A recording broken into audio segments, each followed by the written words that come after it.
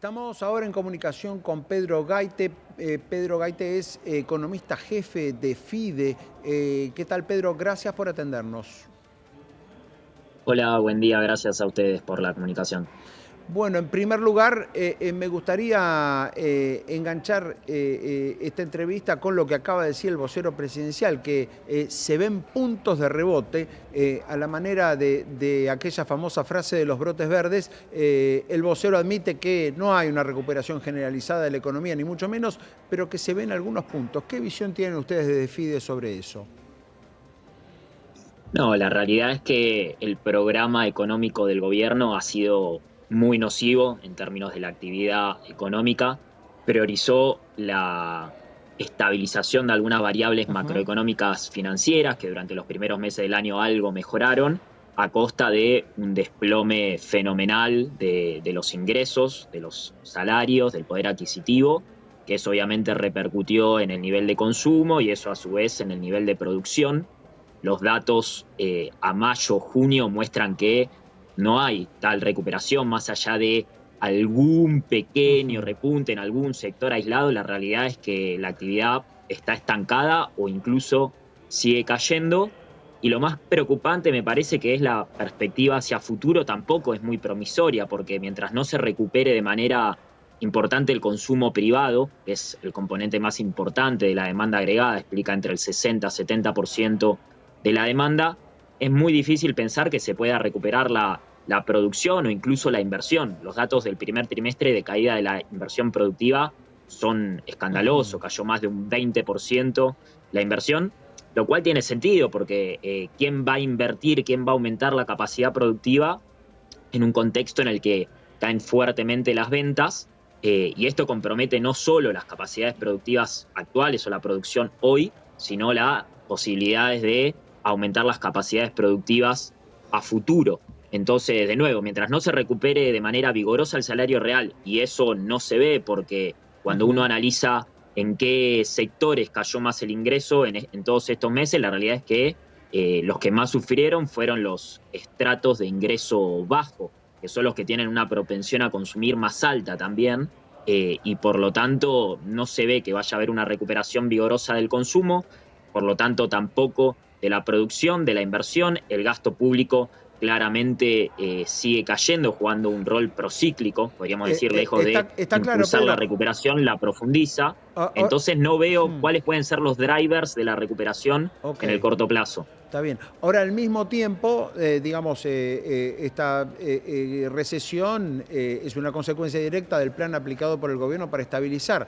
¿Había alguna alternativa? O preguntado de otra manera, ¿hay modo de salir de una inflación del casi 12% mensual como recibe este gobierno, con reservas en baja, con un montón de pendientes por todos lados, atraso tarifario, cepo, múltiples tipos de cambio, sin posibilidad de emitir deuda? Digo, ¿Algún modo de salir de eso? ¿Había alguna alternativa que no sea con un plan que con un color o con otro también conlleve una recesión?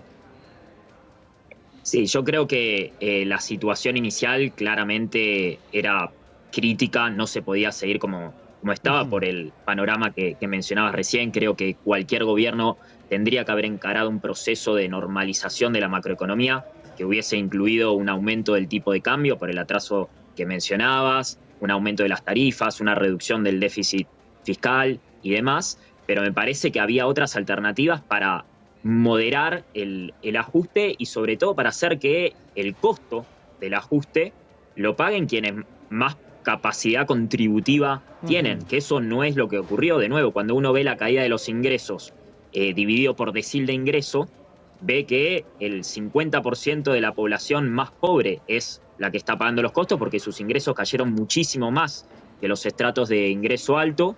Y en términos de la reducción fiscal, lo que se ve es que el costo lo están pagando en todo este tiempo prácticamente todos los jubilados, con más del Ujú. 35-40% del ajuste en estos meses se explica por la licuación a los jubilados, otro tanto por la obra pública, que tiene un impacto muy importante en términos de empleo y de actividad económica, y al mismo tiempo se está planteando una reforma impositiva que es bastante regresiva, sobre todo porque implica la reducción de bienes personales, que después podemos discutir si está bien o mal, pero digo... Pedro, perdón por la interrupción, pero digo, la reforma es hacia adelante. Yo lo que digo es el 11 de diciembre. Digo, en ese momento, Yo creo, todas las soluciones que sí, se creo que podían tomar, ¿había alguna forma de que no se afecten los salarios, de que no se afecten las jubilaciones? Digamos, ¿había alguna forma de estabilizar semejante desbarajuste fiscal y monetario sin que impacte sobre los ingresos? de nuevo, me parece que la contracción económica y la caída de producción de riqueza se iba a dar fuese quien fuese el gobierno, porque devaluar y reducir el déficit fiscal es contractivo, ahora no necesariamente es regresivo, y ahí creo que es donde hay que poner el foco. Digo, una caída de la actividad seguramente iba a haber, ahora que esa caída de los ingresos haya caído sobre los estratos de ingreso bajos, sobre las jubilaciones y demás, creo que ha sido una decisión política. La reducción del déficit, de nuevo, se podía hacer, por ejemplo, aumentando impuestos o reduciendo las exenciones impositivas con una mirada progresiva. Hoy, por ejemplo, el hecho de que los jueces no paguen impuestos a las ganancias o la exención de bienes personales a los inmuebles rurales, que explica más de medio punto del PBI, lo que se deja de recaudar por no cobrarle bienes personales a los inmuebles rurales. Es decir, creo que había fuentes para aumentar los ingresos de manera más progresiva, no reducir tanto el gasto público en partidas sensibles como el gasto en jubilaciones, el gasto en obra pública, ni hablar el gasto en salud, educación, ciencia y tecnología y demás, que eso de nuevo creo que ha sido una decisión política. Ahora, de cara al futuro también creo que el gobierno está todavía en condiciones de encarrilar la situación y hacer que el costo no lo sigan pagando los sectores más humildes. Bien, El riesgo que veo, y sí, me gustaría meterme por ahí en el análisis más macroeconómico, porque decíamos, en los primeros meses el foco estuvo puesto en ordenar la macro financiera, y ahí creo que hubo, si uno analiza el Excel de manera fría, dejando de lado toda esta cuestión más ligada a la economía real, hubo acumulación de reservas internacionales, el déficit fiscal pasó a superávit, hubo licuación de los pasivos remunerados del Banco Central, es decir, la macro financiera se ordenó, se generó cierta estabilidad cambiaria, cayó mucho la brecha, cayó el riesgo país y demás. Creo que ahora el agravante es que ni siquiera se están viendo buenos resultados en relación a la macro financiera. Volvieron las tensiones cambiarias, el Banco Central dejó de acumular reservas, en junio de hecho tuvo que vender reservas en términos netos, aumentó el riesgo país, entonces esa relativa estabilidad o mejora en las variables macrofinancieras se está tensando, y me parece que tiene que ver con que el gobierno está errando el foco de cuál es el verdadero problema macroeconómico de la Argentina hoy, que es la escasez de divisas, en buena medida explicada en estos últimos meses o profundizada en estos últimos meses por el atraso cambiario, que implica, por ejemplo, que los exportadores agropecuarios no estén exportando de manera normal. Y el gobierno sigue poniendo el foco en la cuestión más monetaria ligada a los pesos, cuando en realidad, de nuevo, el foco tendría que estar puesto en acumular reservas para, de esa manera, despejar las dudas que hay en torno a la capacidad de pago de la deuda del año que viene, la capacidad de hacer frente a la eventual demanda de divisas que puede implicar el levantamiento de los controles cambiarios, que sigue siendo un objetivo nodal, diría, del programa económico, pero que hoy por hoy no están dadas las condiciones para hacerlo, justamente por esto, porque hay muy pocas reservas y todas las medidas que tomó el gobierno en el último mes, diría, profundizan ese problema más que solucionarlo. Bien, yendo a las medidas de este último mes, ¿qué análisis tenés de esta primera reacción del mercado, sobre todo en lo que pasó en estos días, con una primera baja de los dólares financieros y al mismo tiempo mucha desconfianza en lo que tiene que ver con el valor de los activos, ¿no? Tanto los bonos como las acciones tuvieron días muy malos. Sí, a ver, para que se entienda, lo que planteó el gobierno es básicamente que los dólares que compre en el mercado oficial, producto de las exportaciones, básicamente los va a vender en el mercado financiero para esterilizar, para retirar los pesos que tuvo que emitir para comprar los dólares inicialmente producto de las exportaciones. Se vendió como una política monetaria para frenar la fuente de emisión que implica la compra de dólares en el mercado cambiario. La realidad es que esa fuente de emisión venía siendo muy baja porque el Banco Central prácticamente no estaba comprando dólares en el último tiempo. el propio gobierno, en la conferencia en la que anunció la fase 2, había dicho que esa emisión era la única virtuosa porque tenía respaldo, y 2 semanas después cambia el discurso y dice tenemos que cerrar esta fuente de emisión. Bueno, la realidad es que Perdón, Pedro, pero ese... te hago un punto allí, Sí, porque, digamos, el gobierno dijo, voy a vender los dólares, vender en el contado con liqui los dólares que ya compré en el mercado mayorista a partir del 30 de abril en adelante. Es decir, que en junio compró poco, pero en mayo, digamos, en total, en el plazo que dice que va a utilizar, ya había comprado cerca de 1.200 millones de dólares, digamos, con lo cual ahí, si va a volcar todo ese stock, no sabemos ni cuánto, ni cómo, ni de qué manera, ni con qué ritmo, no sabemos, también es natural que no lo digan, me parece, pero digo, allí se supone que va a haber una oferta en el liqui muy importante y con una consecuente absorción de pesos, 1.200 millones. e-